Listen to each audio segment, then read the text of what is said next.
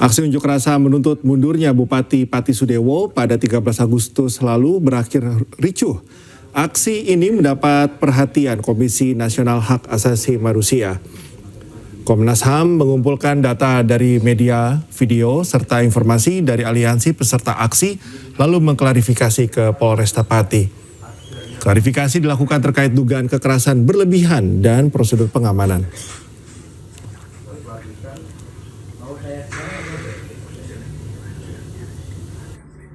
Ya, jadi semua informasi yang kita dapatkan baik dari media yang sudah kami kumpulkan gitu ya, berbagai video yang kami lihat, lalu informasi yang kemarin kami dapatkan dari teman-teman aliansi misalnya, itu yang tadi kita klarifikasi ke pihak kepolisian gitu. Ya, setelah kita melihat tindakan pengamanan kepolisian, habis ini kan kita nanti akan melihat kondisi korban. Jadi kita akan memastikan bagaimana kondisi korban yang saat ini masih dirawat di rumah sakit misalnya. Lalu kita juga cek siapa yang menanggung biaya perawatan bagi korban, itu kan penting karena warga ini kan berhak. Sementara itu, Bupati Pati telah mendapat teguran keras dari Partai Gerindra terkait dinamika yang terjadi di Pati. Hal itu diungkap oleh Ketua Fraksi Partai Gerindra sekaligus Wakil Ketua Umum Partai Gerindra Budi Satrio Jiwandono. Kemarin kita melihat bahwa memang sudah secara proses konstitusi sudah mulai berjalan, ya, kita memantau, kita mendengarkan, dan kita tentu turut prihatin atas sikap maupun kejadian telah terjadi. Namun beliau yang kami lihat juga telah meminta maaf, tetapi ya kita akan terus memantau dan menghormati proses apapun yang sedang berjalan. Kita doakan ya hal-hal seperti ini tidak akan terjadi. Ya. Pejabat, pemimpin itu harus berbakti kepada rakyat, dan janganlah kita ini menunjukkan sikap kita yang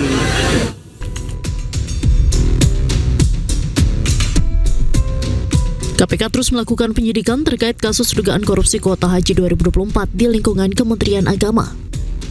KPK pun melakukan penggeledahan di 2 tempat.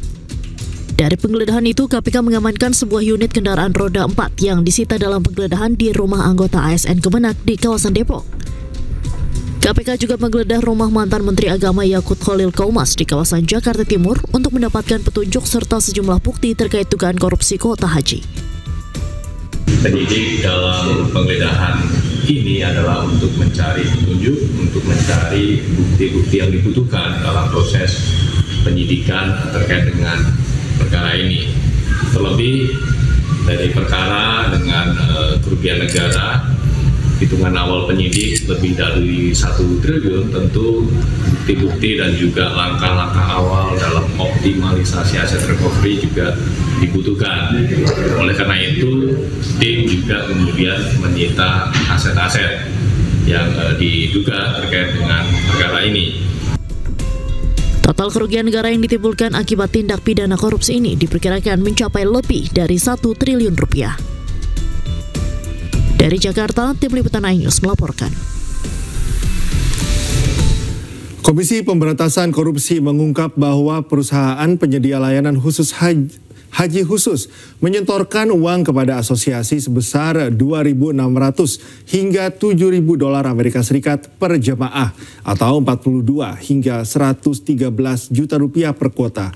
Setoran tersebut diberikan agar travel mendapatkan bagian kuota tambahan haji khusus pada 2024.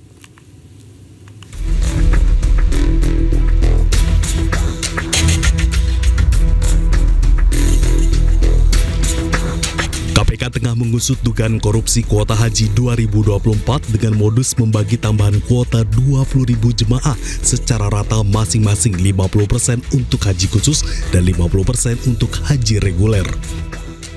Padahal Undang-Undang Nomor 8 Tahun 2019 tentang penyelenggaraan ibadah haji dan umroh telah menetapkan bahwa 92% kuota diperuntukkan bagi haji reguler, sementara 8% untuk haji khusus. Kuota tersebut dibagikan kepada asosiasi agen untuk kemudian disalurkan ke biro travel. Sementara untuk mendapatkan bagian kuota tersebut, travel harus menyetorkan sejumlah uang sebagai fee ke asosiasi yang selanjutnya disetorkan kepada orang Kementerian Agama. Kemudian fee-nya berapa? Apakah sudah pasti? Sedang kami hitung, tapi kira-kira kisarannya antara ada yang per kuota nih ya, 2.600 sampai dengan 7.000 ya. Ada hitung-hitungan kasarnya, ada yang sudah menghitung 10.000 dikalikan sekian, itu kan ada nilainya, ada yang sampai sekian triliun dan lain-lain. Ya bisa itu nilai-nilai kasar, tapi hitungannya ada yang 2.600 sampai dengan 7.000 US dollar per kuota. Sebelumnya, KPK menaikkan perkara dugaan korupsi kuota haji ke tahap penyidikan dengan menggunakan sprindik umum dengan alasan masih ingin mendalami beberapa peran. Dalam kasus ini, KPK juga telah mencegah mantan Menteri Agama Yakut Khalil Qumas untuk berpergian ke luar negeri. Tim Liputan iNews melaporkan.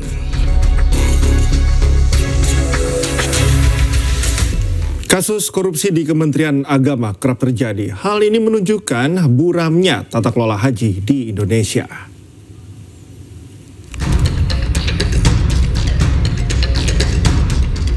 Dugaan korupsi kuota haji di Kementerian Agama 2019-2024 memasuki episode baru.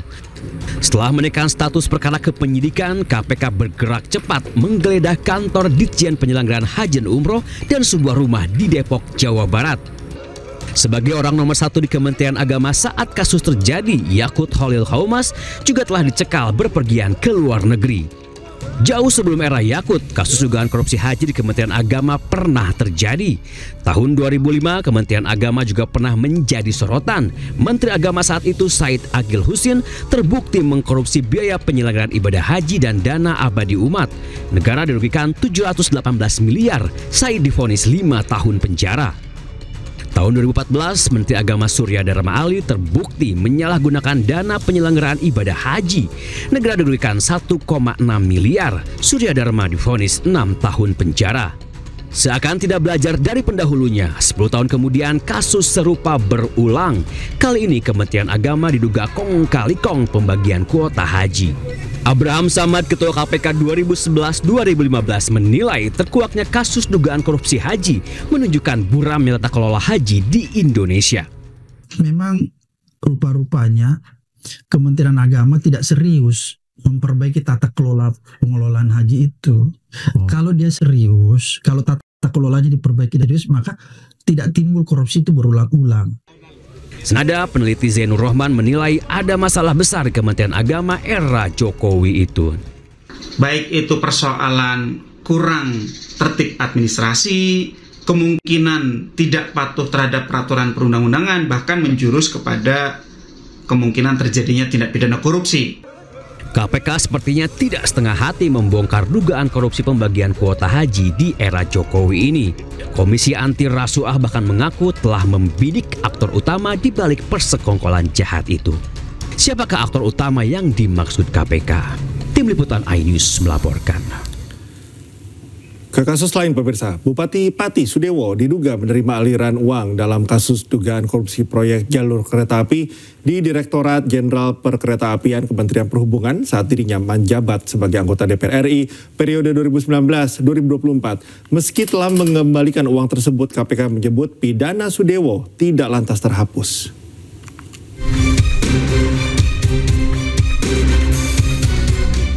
Selain mendapat desakan mundur dari warganya, kini Bupati Pati Jawa Tengah, Sudewo, terseret dalam kasus dugaan korupsi proyek jalur kereta api di Direktorat Jenderal Perkeretaapian Kementerian Perhubungan tahun 2022-2024. Komisi Pemberantasan Korupsi membenarkan ada keterlibatan Bupati Pati Sudewo dalam proyek tersebut saat dirinya menjabat sebagai anggota DPR RI tahun 2019-2024. KPK menyebut Sudewo telah mengembalikan aliran uang yang diterimanya. Kendati demikian, KPK menyebut pengembalian dana tersebut tidak otomatis menghapus pidana yang telah dilakukan. Bahkan KPK menjelaskan Sudewo diduga memiliki peran hampir di seluruh proyek tersebut. Sebelumnya, KPK membuka peluang untuk memanggil Sudewo dalam kasus ini. Namun KPK belum bisa memastikan kapan pemanggilan akan berlangsung. Ini sudah jelas bukti-buktinya, aliran dana, tadi juga dari Mbak Valen disampaikan uang yang sudah dikembalikan dan lain-lain.